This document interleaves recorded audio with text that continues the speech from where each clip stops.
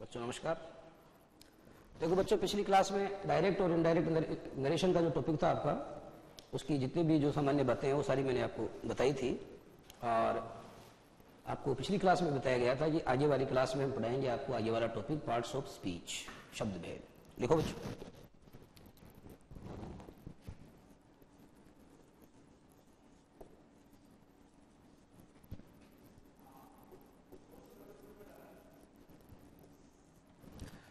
Parts of speech.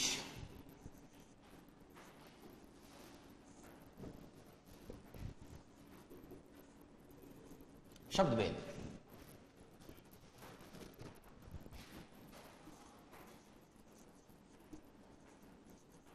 Parts of speech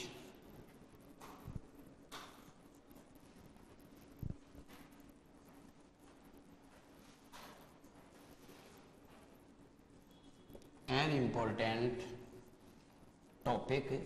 okay, देखो बच्चों क्या लिखा है मैंने, पार्ट्स ऑफ स्पीच, उसके बाद दिया आपको ब्लैंक, ब्रैकेट में लिखा बी और आगे लिखा एन इंपॉर्टेंट टॉपिक। मैं कहना चाहता हूं कि जो शब्द भेद है बच्चों, ये अंग्रेजी व्याकरण या इंग्लिश ग्रामर का एक इंपॉर्टेंट टॉपिक है। ठीक है बच्चों, ये सब्जेक्ट वर्ब एग्रीमेंट वाली बात है। और आपसे मैंने कहा है कि इसके अंदर ये बताइए कि वर्ब की कौन सी फॉर्म आएगी। तो बच्चों आप जानते हो कि जो बी वर्ब है उसका मतलब इजमार या वाजवर होता है। लेकिन बच्चों जब तक आपको ऐसा कोई सिग्नल नहीं मिले, ऐसा कोई संकेत नहीं मिले जिससे आपको ये पता चल सके कि जो दिया हुआ वाक्य है वो पास्ट टेंस का है, अगर ऐसा कोई सिग्नल नहीं मिले तो औसत तौर पर उस सेंटेंस को बच्चों प्रेजेंट टेंस का ही मान के चलना चाहिए। अगर आपको ऐसा कोई सिग्नल नहीं मिले कि सामने वाले व्यक्ति का जेंडर क्या है, मस्कुलाइन या फेमिनाइन, जैसे एक टीचर है। अब टीचर में बच्चों आप जानते हो कि टीचर तो एक वुमन भी हो सकती है, एक मैन भी हो सकता है, लेडी भी हो सकती है, जेंट्स भी हो सकते हैं। तो जब आपके सामने जेंडर की सिचुएशन क्लियर नहीं होती है तो ऐसी स्थिति में आपको औसत तौर पर ऐसे वाक्यों को बच्चों क्या मानना चाहिए, ऐसे वाक्यों में उसको मस्कुलाइन जेंडर ही मान के चलना चाहिए, अर्थात उसको पुल्लिंग ही मान के चलना चाहिए जब जेंडर की स्थिति क्लियर नहीं हो। और जब बी वर्ब में बी वर्ब दी जाए और ऐसा कोई भी शब्द नहीं आ रहा, जैसे यस्टरडे आ जाए, एगो आ जाए, लास्ट संडे, लास्ट मंडे आ जाए, इट इज टाइम या इट इज हाई टाइम आ जाए, तब तो आप समझ जाओ ये। या उसी तरीके से बच्चों जैसे आ जाए इन 1990, इन 1990, इन 1995, माने इन देकर के आगे कोई सन ले लिया जाए, तब तो पक्का है कि वो सेंटेंस पास्ट टेंस का ही होगा, पास्ट इंडेफिनिट का ही होगा। परंतु बच्चों जब तक आपको ऐसा कोई सिग्नल नहीं मिले तब तक आपको औसत तौर पर उस वाक्य को प्रेजेंट टेंस का ही मान के चलना चाहिए। तो वाज वर्ब तो कट गए, अब बच गए इज एम आर। तो बच्चों एम का प्रयोग तो आई के साथ होता है, इसलिए एम भी कट गया। अब बचता है आर और इज। तो देखो बच्चों ये एक प्रीपोजिशन है, आपको सब्जेक्ट वर्ब एग्रीमेंट क्लियर किया था, ये एक प्रीपोजिशन है। और इस प्रीपोजिशन से बच्चों दो नाउन जुड़े हुए हैं, एक तो कौन सा, स्पीच, और दूसरा कौन सा, पार्ट्स।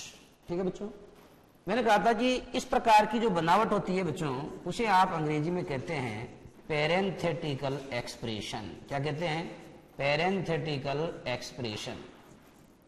और पैरेंथेटिकल एक्सप्रेशन में यह होता है कि अगर किसी प्रीपोजिशन की सहायता से आपने दो या दो से अधिक सब्जेक्ट्स को जोड़ा है तो ऐसे सेंटेंस में बच्चों जो वर्ब आती है वह हमेशा प्रीपोजिशन के ठीक पहले, प्रीपोजिशन के ठीक पहले वाला शब्द है उसके अनुसार आती है, तो आर आना चाहिए कायदे से। तो ठीक है, तब तो आर आना चाहिए। और दूसरी बात ये भी है बच्चों कि पैरेंथेटिकल एक्सप्रेशन का मतलब यह है कि अगर मान लो एक से ज्यादा प्रीपोजिशन हो, अगर किसी सेंटेंस के सब्जेक्ट में एक से ज्यादा प्रीपोजिशन हो, जैसे द स्टूडेंट्स, ऑफ आ गया, 10th क्लास, इन, फिर इन आ गया, आवर स्कूल, एक सेंटेंस इतना लंबा बन जाए कि उसमें एक से ज्यादा प्रीपोजिशन हो, तब बच्चों आपको क्या करना चाहिए, तब आपको जो पहला प्रीपोजिशन है उस पहले प्रीपोजिशन के ठीक जो पहला शब्द आ रहा है उस शब्द को आधार मानते हुए आपको ब्लैंक में वर्ब का प्रयोग करना चाहिए, जो पेरेंट वर्ड होता है, जिसका प्रयोग पहले प्रीपोजिशन से पहले किया जाता है उसको हेड वर्ड या पेरेंट वर्ड कहते हैं। और जो हेड वर्ड होता है बच्चों वही इस बात को डिसाइड करता है कि उस सेंटेंस की जो वर्ब है उसको सिंगुलर होना चाहिए या प्लूरल होना चाहिए। परंतु इस सेंटेंस में स्थिति दूसरी है।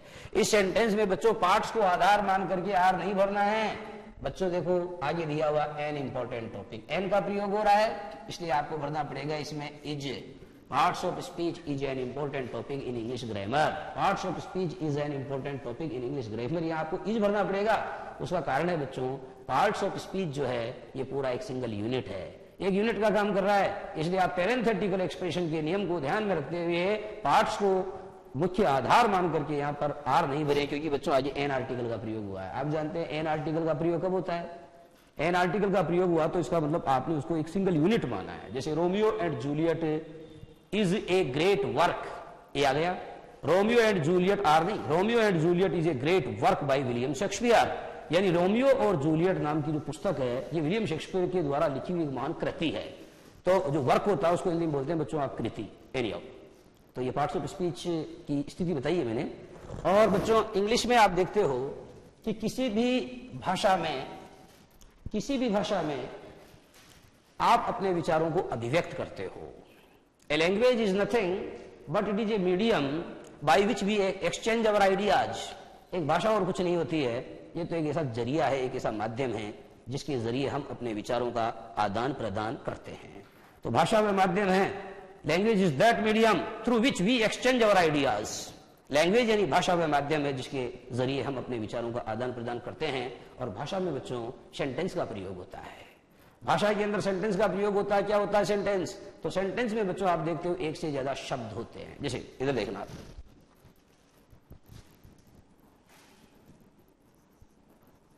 टू आगरा गो आई, ये क्या है बच्चों? ए ग्रुप ऑफ वर्ड्स, ये शब्दों का समूह है। टू आगरा गो आई, परंतु बच्चों ये सेंटेंस नहीं है, ये सेंटेंस नहीं है। This is only A group of words, ये केवल शब्दों का समूह है। तो मैं एक्चुअली आपको जो समझाना चाह रहा हूं बात वही है बच्चों कि जो सेंटेंस होता है वो बेशक एक ग्रुप ऑफ वर्ड्स होता है, लेकिन उस ग्रुप ऑफ वर्ड्स को मीनिंगफुल होना चाहिए। A sentence is a group of words that has complete meaning। एक सेंटेंस जो होता है वो ऐसे शब्दों का समूह होता है जिसका अपना पूरा अर्थ निकलता है, जो सार्थक होता है। तो बच्चों जो बेसिक पैटर्न है सेंटेंस का, उसके अकॉर्डिंग आपको यूं करना चाहिए।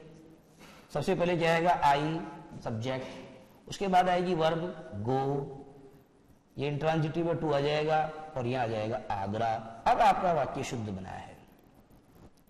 ऊपर भी शब्दों का समूह था, नीचे भी शब्दों का समूह है। तो एक वाक्य जो है बच्चों वो केवल शब्दों का समूह नहीं होता, अपितु शब्दों का एक ऐसा समूह होता है जिसका अपना कंप्लीट सेंस होता है, जिसका अपना कंप्लीट मीनिंग होता है, वो मीनिंगफुल होता है। तो आप ये समझ गए होंगे कि sentence is a meaningful group of words, यानी सेंटेंस जो होता है वो शब्दों का सार्थक समूह होता है। निरर्थक शब्द नहीं होने चाहिए, सार्थक समूह होता है। तो इस तरीके से बच्चों आपने जाना क्या स्थिति है सेंटेंस की। अच्छा एक बात ये नहीं समझे आप, कोई सा भी सेंटेंस उठा के ले लो, कोई सा भी सेंटेंस उठा के ले लो, उस सेंटेंस में बच्चों जो शब्द प्रयुक्त होते हैं वो 8 प्रकार के होते हैं, यानी उन 8 प्रकारों में से एक प्रकार का होगा। किसी भी सेंटेंस के किसी भी शब्द को आप उठा के देखो ये बच्चों, तो ये पक्का मान के चलिए कि वह या तो नाउन होगा, अगर वह नाउन नहीं होगा तो बच्चों वह प्रोनाउन होगा, और प्रोनाउन नहीं होगा तो वह वर्ब होगा। तो इस तरीके से नाउन है, प्रोनाउन है, वर्ब है, एडजेक्टिव है, प्रीपोजिशन है, कंजंक्शन है, इंटरजेक्शन है। What are these? ये सब क्या हैं? These are the parts of speech, these are the parts of speech. ये बच्चों पार्ट्स ऑफ स्पीच हैं, ये शब्द भेद हैं। यानी जो शब्द होता है वो इन 8 प्रकारों में से किसी एक श्रेणी में जरूर, किसी एक कोटि में जरूर आता है। आप किसी सेंटेंस का प्रयोग करते हो, जैसे आपने कहा कि इंडिया इज माई कंट्री, तो इंडिया जो बच्चों पहला शब्द है ये इन 8 शब्दों में से एक है, और आप जानते हैं इंडिया एक नाउन है, इंडिया एक नाउन।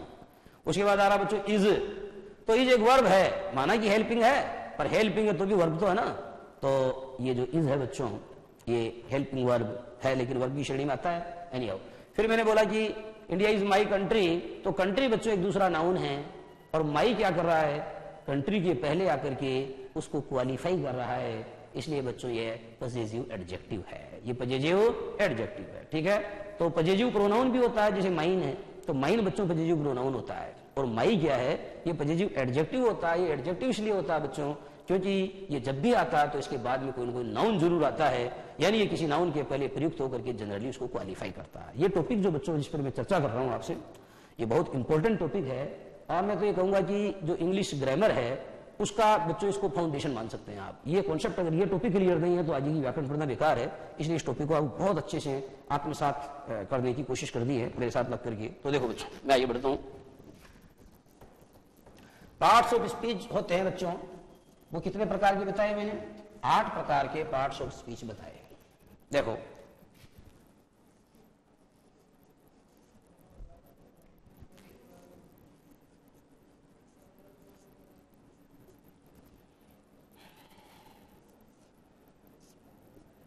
पहला है बच्चों एन का मतलब नाउन, ए का मतलब एडजेक्टिव, लिखते चलना। पी का मतलब प्रोनाउन, वी का मतलब वर्ब, ए का मतलब एडवर्ब, पी का मतलब प्रीपोजिशन, सी का मतलब कंजंक्शन, और आई का मतलब होगा बच्चों इंटरजेक्शन। ओके, उतारो आप इन्हें और ये समझो बच्चों, ये कंजंक्शन है, सी है ये, है ना, CON। और बच्चों कंजक्शन नहीं होता, कंजंक्शन होता है। कंजक्शन नहीं, कंजंक्शन बोलना चाहिए, इसलिए देखो आप CONJUN भी आ रहा है, इसलिए इसका उच्चारण होगा कंजंक्शन।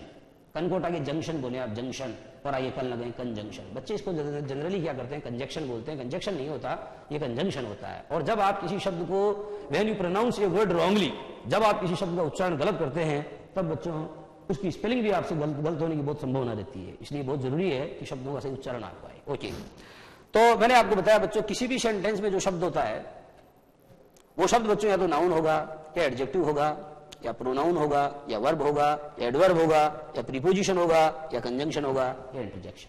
ठीक है बच्चों। नाउन को हिंदी में आप संज्ञा कहते हैं, नाउन को हिंदी में संज्ञा कहते हैं। एडजेक्टिव को हिंदी में बच्चों विशेषण कहते हैं। ओके, प्रोनाउन को हिंदी में आप सर्वनाम कहते हैं। वर्ब को हिंदी में आप क्रिया कहते हैं। एडवर्ब को आप क्रिया विशेषण कहते हैं। ये एडवर्ब हो गया। प्रीपोजिशन को बच्चों आप हिंदी में कहते हैं संबंध सूचक अव्यय, संबंध सूचक अव्यय कहा जाता है। कंजंक्शन को हिंदी में बच्चों आप समुच्चय, समुच्चय बोधक अव्यय कहते हैं। और ये जो बच्चों अंतिम में इंटरजेक्शन, ये कहलाएगा विस्मयादि, विस्मय और आदि जोड़ दो इसमें, विस्मयादि बोधक अव्यय कहलाएगा। ये बच्चों इनके हिंदी नाम हैं। एक नाउन है जिसे आप संज्ञा कहते हैं, एडजेक्टिव को विशेषण कहते हैं, प्रोनाउन को सर्वनाम कहते हैं, वर्ब को क्रिया कहते हैं, एडवर्ब को क्रिया विशेषण कहते हैं, प्रीपोजिशन को संबंध सूचक अव्यय कहते हैं, कंजंक्शन को समुच्चय बोधक अव्यय कहते हैं, तथा इंटरजेक्शन को विस्मयादि बोधक अव्यय कहते हैं। ये बातें बच्चों हिंदी में भी उतनी उपयोगी है आपके लिए जितने अंग्रेजी में है। हालांकि मैं अंग्रेजी को आधार मान करके ही आपकी सारी जो कॉन्सेप्ट है वो मैं क्लियर करूंगा, और हिंदी में भी आपके लिए चीजें सहायक हो सकती हैं, हेल्पफुल हो सकती है। ओके, तो बच्चों अगर आपने उतार लिया है तो हम सबसे पहले जो नाउन वाला टॉपिक है इस पर बातचीत करते हैं।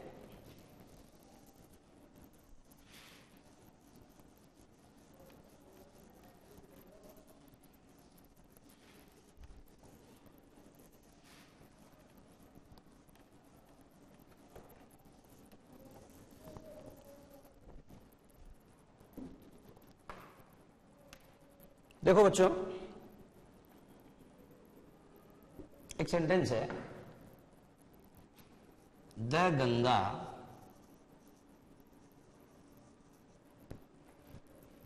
Is a Holi river. Ganga एक पवित्र नदी है। Okay, Chetak was a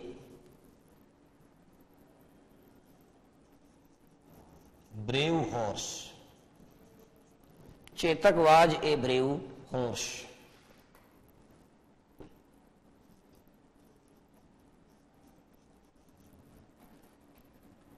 Jaipur is a city, Jaipur is a city. Tom is a good boy, Tom एक अच्छा लड़का है। देखना बच्चों, पहला सेंटेंस है Ganga is a Holi river, Ganga एक पवित्र नदी है। दूसरा sentence Chetak was a brave horse, Chetak एक बहादुर घोड़ा था। Jaipur is a city, Jaipur एक शहर है। Tom is a good boy, Tom एक अच्छा लड़का है। इन सारे वाक्यों में बच्चों आपने देखा कि गंगा क्या है, किसी नदी का नाम है। किसका नाम है? नदी का नाम। चेतक बच्चों आपने देखा किसका नाम है, ये घोड़े का नाम है। जयपुर बच्चों एक शहर का नाम है और टॉम एक लड़के का नाम है। इसका मतलब ये हुआ बच्चों, जो नेमिंग वर्ड्स होते हैं, जो किसी भी person, place, thing, quality, action and state का नाम बताते हैं, समझ गए? नाउन क्या होता है? तो बच्चों आपने इन सबको पढ़ के आपने देखा ये सारे नाउन हैं, the Ganga, the Chetak, horse, Tom. उसी तरीके से अगर आप इधर आगे बढ़ेंगे तो बच्चों river, horse, city, boy, what are these? These are nouns. हम कहते हैं honesty is the best policy. देखो बच्चों, honesty is the best policy, honesty is the best policy. ईमानदारी सबसे अच्छी नीति है। तो ईमानदारी क्या है बच्चों? ये भी एक नाउन है, टॉम भी एक नाउन है, जयपुर भी एक नाउन है, चेतक भी एक नाउन। निष्कर्ष बच्चों ये निकला, a noun is the name of a person, place, thing, quality, action and state. A noun is the name of a person. Noun क्या होता है? नाउन होता है बच्चों, इसकी डेफिनेशन है देखो, a noun is the name of a person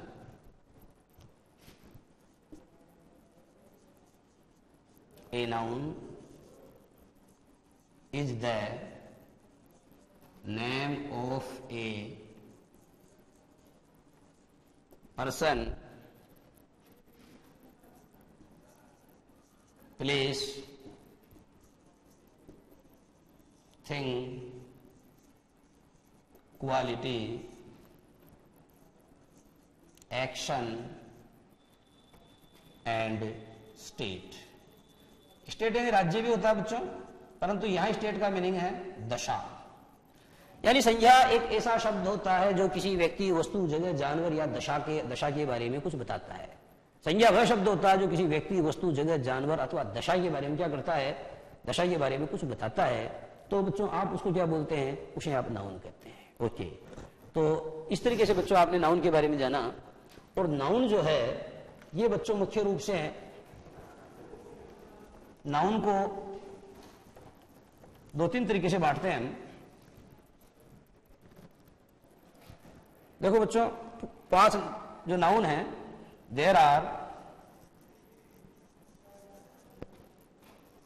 5 kinds of noun. 5 प्रकार के नाउन होते हैं। पहला नाउन है बच्चों देखो, प्रॉपर नाउन।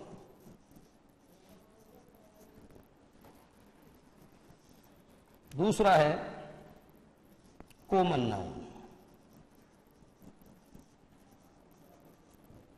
तीसरा है कलेक्टिव नाउन।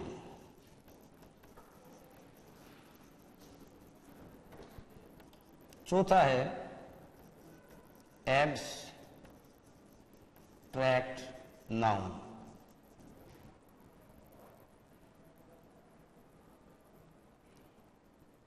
और बच गया बच्चों 5वां मटेरियल नाउन। मटेरियल नाउन क्या होता है? प्रॉपर नाउन को बच्चों हिंदी में बोलते हैं आप व्यक्तिवाचक संज्ञा। प्रॉपर नाउन को आप हिंदी में कहते हैं व्यक्तिवाचक संज्ञा। इससे किसी के नाम का बोध होता है।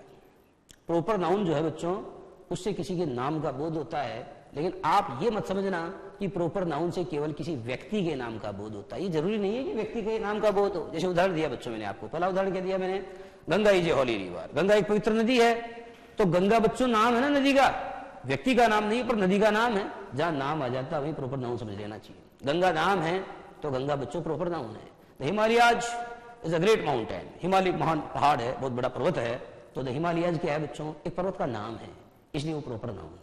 मैंने कहा Chetak was a brave horse, Chetak was a loyal horse, तो चेतक बच्चों घोड़े का नाम है, इसलिए इसको क्या माना जाएगा, इसको प्रॉपर नाउन की श्रेणी में रखा जाएगा। उसी तरीके से आपको कहा गया कि जैसे मैंने कहा कि the Rajasthan Patrika is a news paper, the Rajasthan Patrika is a news paper, तो जो द राजस्थान पत्रिका है बच्चों, ये क्या है, ये उसका नाम है, ये अखबार का नाम है, इसलिए आपको इसको प्रॉपर नाउन मानना पड़ेगा। लेकिन the Rajasthan Patrika is a news paper, जो न्यूज पेपर शब्द आपने बोला, इससे बच्चों एक विशेष समाचार पत्र का बोध नहीं हो रहा है, बल्कि इससे समाचार पत्रों की जो जाति है उसका बोध हो रहा है, इसलिए न्यूज पेपर को कहना पड़ेगा कॉमन नाउन। उसी तरीके से काऊ, मैंने कहा कि काऊ इज ए यूजफुल एनिमल, तो काऊ तो बच्चों जानवर का नाम हो गया, उसको प्रॉपर नाउन कहो। और उसके आगे एनिमल क्या, उसकी जाति है, एनिमल उसकी पूरी जाति है, इसलिए उसको आपको कॉमन नाउन कहना पड़ेगा। जहां नाम का बोध होता है बच्चों, जहां नाम का बोध होता है उसको आप व्यक्तिवाचक संज्ञा कहते हैं। परंतु ये गलतफहमी मत पालना कि केवल व्यक्ति का ही नाम हो, वो शहर का नाम भी हो सकता है, वो जगह का नाम हो सकता है, वो भाव का नाम हो सकता है, ठीक है, तो वो दशा का नाम हो सकता है। जहां नाम है जो किसी मतलब पूरे ग्रुप में से किसी एक इंडिविजुअल के नाम का बोध करवाता है, ऐसे शब्दों को बच्चों आप कौन सी श्रेणी में रखते हो, प्रॉपर नाउन की श्रेणी में रखते हो। ओके बच्चों, तो हम बात करेंगे आपसे थोड़ी देर के लिए, लेंगे हम 2 मिनट का ब्रेक।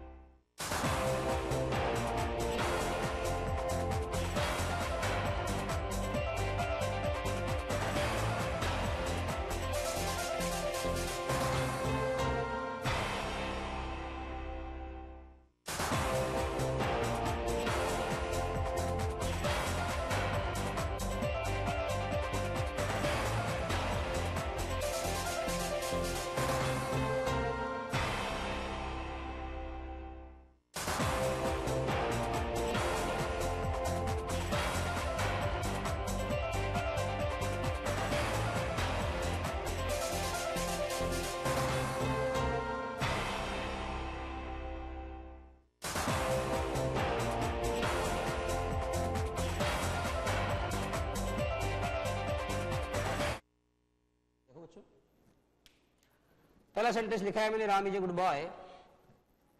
इस राम से बच्चों किसी व्यक्ति का बोध हो रहा है, व्यक्ति के नाम का बोध हो रहा है, इसलिए आप इसको कहेंगे proper noun. Ram proper noun है और राम की जाति क्या है, Ram is a good boy, Ram एक लड़का है। तो राम एक लड़का है, तो बच्चों इसका मतलब ये हुआ कि जो लड़का है उससे हमें किसी पर्टिकुलर बॉय या किसी विशेष लड़के का पता नहीं चल रहा है, इससे तो हमें समग्र जाति का बोध हो रहा है। इसलिए जो बॉय है इसको माना जाएगा क्या, कॉमन नाउन। कॉमन का मतलब होता है, कॉमन शब्द बना बच्चों कम्युनिटी से, कम्युनिटी से कॉमन, तो कॉमन शब्द, कॉमन का मतलब होता है समुदाय या समूह है, पूरी जाति, ठीक है ना। तो आप ये समझें कि कॉमन नाउन को आप हिंदी में कहेंगे जातिवाचक, कॉमन नाउन को आप हिंदी में कहेंगे जातिवाचक, और जो प्रॉपर नाउन है उसको आप हिंदी में कहेंगे व्यक्तिवाचक। ये व्यक्तिवाचक, इसको कहेंगे बच्चों आप प्रॉपर नाउन, ये प्रॉपर नाउन है। और इससे इसकी समग्र जाति का बोध हो रहा बॉय से है, इसलिए बॉय को क्या माना जाएगा, बॉय को बच्चों माना जाएगा कॉमन नाउन। आगे देखो, Sita is a beautiful girl, तो Sita is the name of a person, Sita एक पर्सन का नाम है। सीता चूंकि एक पर्सन का नाम है इसलिए बच्चों ये क्या है, ये प्रॉपर नाउन है। Sita is a beautiful girl, और इस गर्ल शब्द से बच्चों हमें पूरी जाति का बोध हो रहा है, इस गर्ल शब्द से हमें पूरे समुदाय का बोध हो रहा है, इसलिए बच्चों इसको क्या कहा जाएगा, इसको हिंदी में जातिवाचक और अंग्रेजी में आप इसको कहेंगे कॉमन नाउन। आगे बढ़ते हैं। इंडिया बच्चों एक देश का नाम है, देश का नाम है, जहां नाम आ जाए समझ लो प्रॉपर नाउन है, ठीक है। तो प्रॉपर नाउन का मतलब केवल व्यक्ति का नाम जो है उसी की बात नहीं है, देश का नाम आ गया तो भी आपको उसे क्या मानना चाहिए, प्रॉपर नाउन मानना चाहिए। India is my country, country से बच्चों दुनिया के समस्त देशों का जो समूह है, पूरी जो जाति है उसका बोध हो रहा है, इसलिए कंट्री को कौन सी श्रेणी में रखोगे, कंट्री को रखना पड़ेगा बच्चों कॉमन नाउन की श्रेणी में। आगे बढ़ते हैं हम लोग। द यूनाइटेड स्टेट्स, देखो बच्चों द यूनाइटेड स्टेट्स और अंत में जुड़ा हुआ है। नियम तो बच्चों यह है कि प्रॉपर नाउन का प्रयोग कभी भी, प्रॉपर नाउन का कभी भी प्लूरल नहीं बनता है, समझ गए बात, प्रॉपर नाउन का कभी भी प्लूरल नहीं बनता है। तो उसी तरीके से बच्चों आपने देखा द यूनाइटेड स्टेट्स, यहाँ एस तो जुड़ा हुआ है, लेकिन बच्चों हमने इसको प्लूरल फिर भी नहीं माना, इसलिए आज हमने हेज का प्रयोग किया है, हेव का प्रयोग नहीं किया है। इसका मतलब ये हुआ बच्चों जो प्रॉपर नाउन होते हैं, proper noun, A proper noun is always singular. इसका मतलब ये हुआ कि जो प्रॉपर नाउन होता है वह बच्चों हमेशा सिंगुलर होता है, चाहे उसमें एस जुड़ा हुआ है या उसको एंड से जोड़ा हुआ है तो भी कोई फर्क नहीं पड़ता। अगर वो प्रॉपर नाउन है तो प्रॉपर नाउन को सिंगुलर ही माना जाता है, प्रॉपर नाउन का कभी प्लूरल बनता नहीं है। ओके, तो the United states has a big navy, the United states has a big navy, तो बच्चों यहाँ किसी देश का जो नाम है या जो देश है उस देश के नाम का बोध हो रहा है, माना कि इसके अंत में एस जुड़ा हुआ है, ये प्लूरल की तरह प्रतीत हो रहा है परंतु ये प्लूरल नहीं है। और ये किसके बारे में बताता है हमें, इससे हमें पता चलता है this is the name of a country, ये कंट्री का नाम है, इसलिए बच्चों इसको मानना पड़ेगा आपको पीएन। आइए देखो बच्चों, W B Yeats was a great poet. W B Yeats क्या है, एक व्यक्ति का नाम है, विलियम बटलर यीट्स पूरा नाम है, विलियम बटलर यीट्स। तो डब्ल्यू बी यीट्स जो है बच्चों एक व्यक्ति का नाम है और इसके अंत में एस जुड़ा हुआ है, परंतु बच्चों ये व्यक्ति का नाम है इसलिए तो ये प्रॉपर नाउन है। और मैंने आपको कहा कि प्रॉपर नाउन का प्लूरल नहीं बनता, और अगर उसके अंत में एस जुड़ा हुआ है तो भी आप उसे सिंगुलर ही मानेंगे, और बच्चों हमने इसको सिंगुलर माना, इसीलिए हमने इसके बाद में देखो वर्ड नहीं बल्कि वाज का प्रयोग किया है। W B Yeats was a great poet, W B Yeats was a great poet, W B Yeats एक महान कवि थे। और Romeo and Juliet was written by Shakespeare. यहाँ देखो बच्चों, रोमियो एक प्रॉपर नाउन किसी व्यक्ति का नाम है, जूलियट एक दूसरा प्रॉपर नाउन है, लेकिन आपने रोमियो एंड जूलियट दोनों को मिलाकर के बच्चों क्या कर दिया, एक पुस्तक का नाम, पुस्तक का नाम, this is the name of a book, ये किताब का नाम है, रचना का नाम है, इसलिए रोमियो एंड जूलियट पूरे के पूरे को क्या माना जाएगा, पूरे के पूरे को प्रॉपर नाउन माना जाएगा। और बच्चों ये दोनों एंड से जुड़े हुए हैं, उसके बावजूद भी आप इसको प्लूरल नहीं मानेंगे, क्योंकि प्रॉपर नाउन का तो प्लूरल बनता ही नहीं है, क्योंकि प्रॉपर नाउन का तो प्लूरल बनता ही नहीं है। तो इस तरीके से रोमियो एंड जूलियट क्या हो गया बच्चों, ये भी एक प्रॉपर नाउन हो गया, ठीक है। वाज रिटन बाय शेक्सपियर, तो शेक्सपियर क्या है बच्चों, Shakespeare is the name of a person, Shakespeare is the name of a great dramatist, Shakespeare is the name of A great poet, एक महान कवि, एक महान नाटककार और एक महान शख्सियत का नाम है शेक्सपियर। तो शेक्सपियर व्यक्ति का नाम हुआ, तो बच्चों आप उसको क्या मानेंगे, शेक्सपियर को आप कॉमन नाउन नहीं मानेंगे, बल्कि शेक्सपियर को क्या मानना पड़ेगा, शेक्सपियर को आपको बच्चों प्रॉपर नाउन मानना पड़ेगा, शेक्सपियर को प्रॉपर नाउन मानना पड़ेगा। वैसे आपको एक चीज क्लियर कर देना चाहता हूं कि कोई भी शब्द बच्चों नाउन का काम कर रहा है या प्रोनाउन का कर रहा है या एडजेक्टिव का कर रहा है या किसी अन्य पार्ट्स ऑफ स्पीच का काम कर रहा है, इसके बारे में हम ठीक ठीक तब तक नहीं बता सकते जब तक कि आपने उसका वाक्य में प्रयोग नहीं किया। एक शब्द बच्चों शब्द होता है, और शब्द का जब वाक्य में प्रयोग किया जाता है तो वह पद बन जाता है। क्या कहा मैंने, खुला हुआ तो शब्द है, लेकिन जब शब्द का प्रयोग आप वाक्य में करते हैं तब वो शब्द नहीं रहता, तब वो पद बन जाता है, ठीक है। और जब वो पद बन जाता है तब ही इस बात का पता चलता है कि वास्तव में वह किसका काम कर रहा है। जैसे MIL की मिल्क एक शब्द है बच्चों, और मैंने आपको कहा कि milk is a useful, sorry मैंने आपको कहा कि milk is good for health, milk is good for health, यानी जो मिल्क या दूध है वो सेहत के लिए लाभदायक है। तो यहाँ बच्चों मिल्क का प्रयोग सब्जेक्ट के स्थान पे हुआ है, और सब्जेक्ट के स्थान पे हुआ तो ये पक्का नाउन है।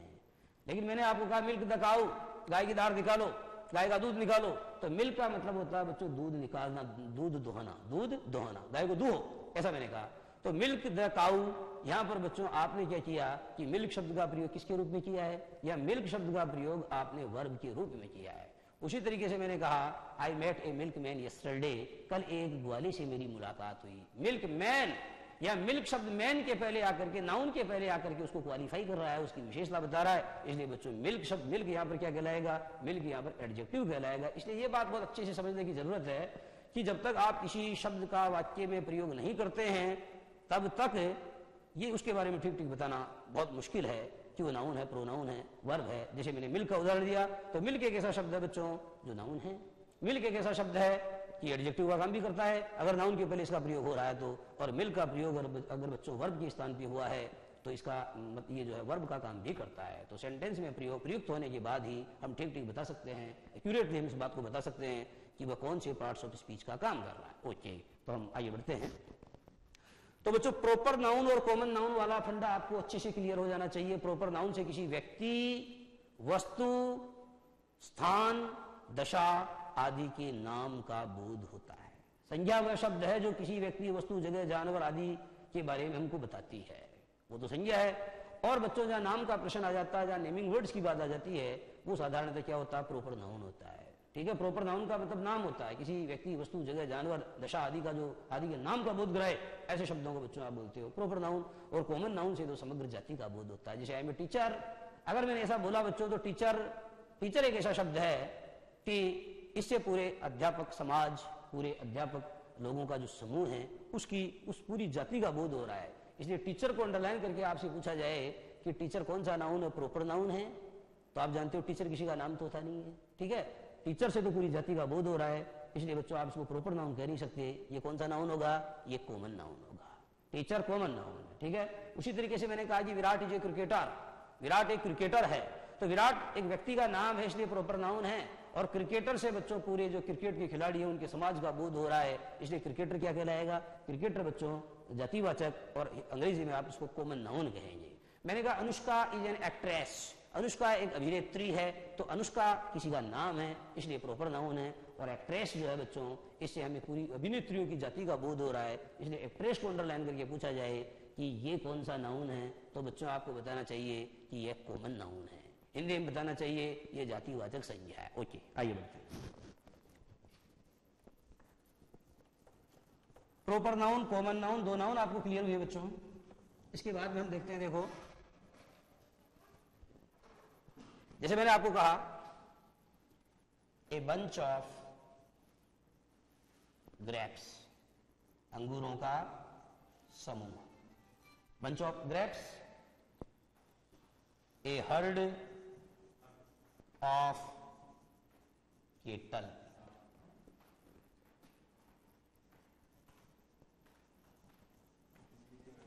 ए क्लास ऑफ स्टूडेंट्स,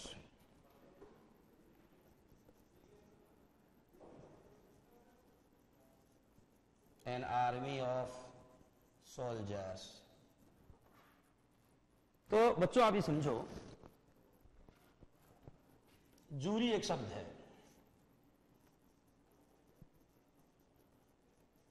कमेटी एक शब्द है, कैबिनेट, टीम, फैमिली। देखो बोर्ड की तरफ देखो, ए बंच ऑफ ग्रेप्स का मतलब होता है अंगूरों का गुच्छा, अंगूरों का गुच्छा। तो ये बंच शब्द है बच्चों, इससे आपको पता है कि एक पर्टिकुलर अंगूर का बोध नहीं हो रहा है, बल्कि इससे पूरा कलेक्शन या पूरा ग्रुप।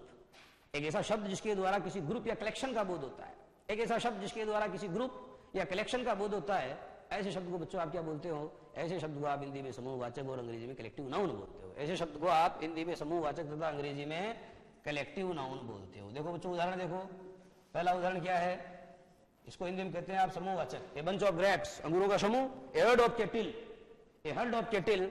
ये केटल शब्द ऐसा बच्चों, इसमें एस जोड़ के इसका प्लूरल नहीं बनाना चाहिए क्योंकि ऑलरेडी प्लूरल ही होता है। पीपल, केटल और चिल्ड्रन, पीपल, केटल और चिल्ड्रन ऐसे शब्द हैं जिनके अंत में एस जोड़ के उनका प्लूरल बनाना गलत होता है, because they are already in their plural form. Okay, तो ए हर्ड ऑफ केटल का मतलब हो गया मवेशियों का झुंड, क्लास ऑफ स्टूडेंट्स, विद्यार्थियों की कक्षा, तो कक्षा में बच्चों बहुत सारे विद्यार्थियों का समूह होता है, कक्षा। एन आर्मी ऑफ सोल्जर्स, सैनिकों की सेना, सैनिकों की जो है फौज, ठीक है बच्चों। तो इस तरीके से आपने देखा कि एक आर्मी जो है इसके अंदर बहुत सारे सोल्जर्स होते हैं। जूरी, जूरी क्या है? न्यायाधीशों की जो खंडपीठ होती है, एक से ज्यादा न्यायाधीश जहां बैठते हैं उसे आप जूरी कहते हैं। ओके, कमेटी, तो कमेटी के अंदर बच्चों एकाधिक मेंबर्स होते हैं। उसी तरीके से कैबिनेट, मंत्री, इसको क्या बोलेंगे आप, मंत्रिमंडल। और दूसरा देखो बच्चों ये टीम, टीम खिलाड़ियों की टीम होती है। फैमिली, परिवार, तो परिवार में एकाधिक लोग होते हैं। तो एक ऐसा शब्द जिसके द्वारा किसी ग्रुप या कलेक्शन का बोध होता है, such words are known as, ऐसे शब्दों को आप क्या कहते हैं? ऐसे शब्दों को बच्चों आप कलेक्टिव नाउन या समूहवाचक कहते हैं। तो ये हो गया बच्चों आपका कौन सा? कलेक्टिव नाउन, ठीक है। कलेक्टिव नाउन के बाद में बच्चों आप देखना कुछ ऐसे शब्द होते हैं भाव, किसी शब्द के, जिस शब्द के द्वारा बच्चों किसी अमूर्त भाव का बोध हो। अमूर्त भाव एक ऐसे भाव को कहा जाता है जिसको बच्चों छुआ नहीं जा सकता, that can not be touched, that can not be touched, जिसको छुआ नहीं जा सकता, जिसको मतलब आप छू नहीं सकते, उसको आप जो है सिर्फ महसूस कर सकते हैं। ऐसी बात को बच्चों आप भाव कहते हैं। और एब्स्ट्रैक्ट नाउन के द्वारा, एब्स्ट्रैक्ट नाउन यानी भाववाचक संज्ञा होती है, तो एब्स्ट्रैक्ट नाउन का मतलब भाववाचक संज्ञा होती है और उसके द्वारा बच्चों एक ऐसे अमूर्त भाव का बोध होता है जिसको न तो आप छू सकते हैं ना आप उसको पकड़ सकते हैं, बल्कि you can only feel that, आप सिर्फ उसको महसूस कर सकते हैं। देखो आप, एक सेंटेंस था बच्चों, honesty is the best policy. देखो आप, honesty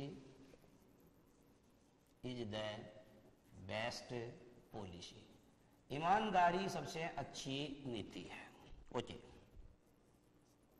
honesty is the best policy, ईमानदारी सबसे अच्छी नीति है। आगे देखो बच्चों, truth conquers at last, truth conquers at last. Love is God,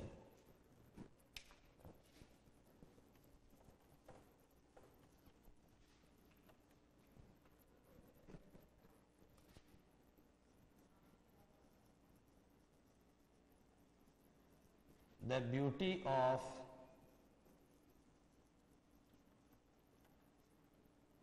Padmavati was well known। Okay, देखो बच्चों, पहले सेंटेंस में आया ऑनेस्टी माने ईमानदारी। ईमानदारी क्या है बच्चों? ईमानदारी एक अमूर्त भाव है। अमूर्त का मतलब जिसे देखा नहीं जा सकता है, हमारे मन की भावनाएं। तो देखो, honesty is the best policy, ईमानदारी सबसे अच्छी नीति है। तो ऑनेस्टी को बच्चों कौन सी श्रेणी में रखा जाएगा?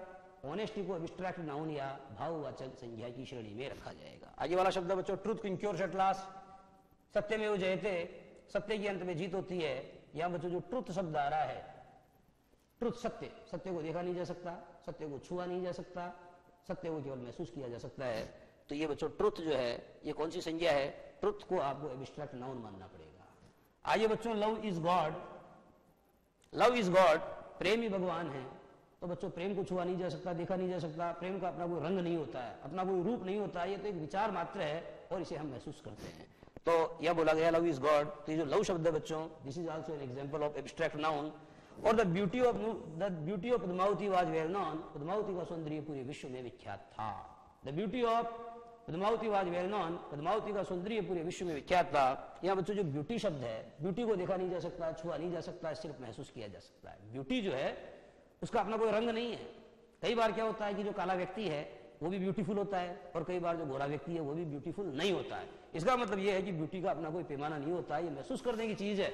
इसको परिभाषित नहीं किया जा सकता है, इसको छुआ नहीं जा सकता है, इसको केवल महसूस किया जा सकता है। तो the beauty of Padmavati was well known, beauty का मतलब होता है सौंदर्य, यानी पद्मावती का सौंदर्य पूरे विश्व में विख्यात था। पद्मावती का सौंदर्य पूरे विश्व में विख्यात था। तो बच्चों ये जो ब्यूटी है इसको क्या मानना पड़ेगा? इसको भी एब्स्ट्रैक्ट नाउन मानना पड़ेगा। ब्यूटी एब्स्ट्रैक्ट नाउन है। तो बच्चों आपको थोड़ा कॉन्सेप्ट क्लियर हुआ होगा कि जो भाववाचक संज्ञा वो क्या होती है? भाववाचक संज्ञा के द्वारा एक ऐसे शब्द का बोध होता है, एक ऐसे भाव का बोध होता है जो पूरी तरह अमूर्त हो, मूर्त नहीं हो, जिसको देखा न जा सके, जिसको छुआ न जा सके, जिसको सिर्फ महसूस किया जा सके। ये एब्स्ट्रैक्ट नाउन हुआ बच्चों। और आगे देखना आप, आगे है आपका मटेरियल नाउन। मटेरियल नाउन में बच्चों देखो आप एक sentence, wood floats on water. Okay. Milk is good for health.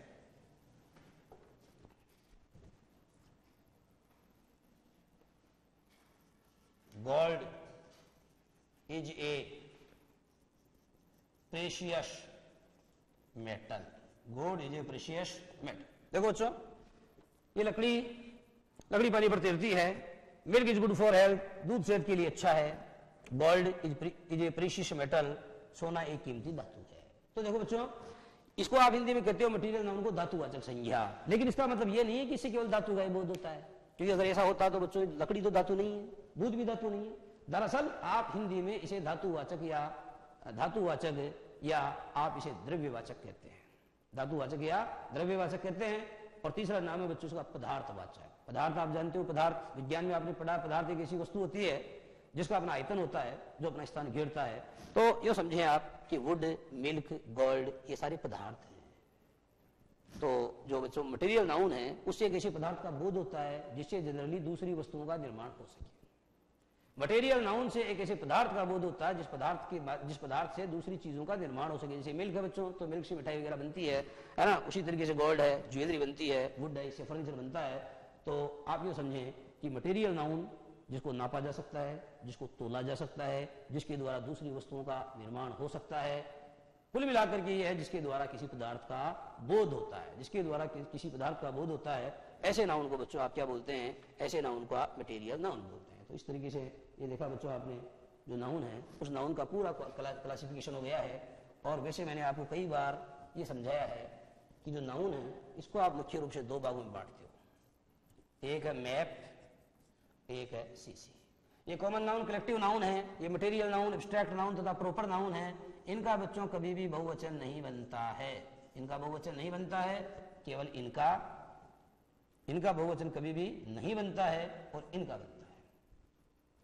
Common noun तथा कलेक्टिव नाउन का ही प्लूरल बनता है. इनका कभी बहुवचन नहीं बनता है. इनका प्रयोग हमेशा सिंगुलर की तरह किया जाता है. ये सिंगुलर भी होते हैं, प्लूरल भी होते हैं. और बच्चों जो मटेरियल नाउन, एब्स्ट्रैक्ट नाउन और प्रॉपर नाउन जो है, इनके पहले साधारण परिस्थिति में कोई आर्टिकल नहीं आता, लेकिन विशेष परिस्थिति में आ सकता है. तो इस तरीके से बच्चों नाउन के बारे में हमने चर्चा की है. और आगे वाली क्लास में हम ये जो टॉपिक है इसको आगे बढ़ाएंगे. आज की बात यही समाप्त.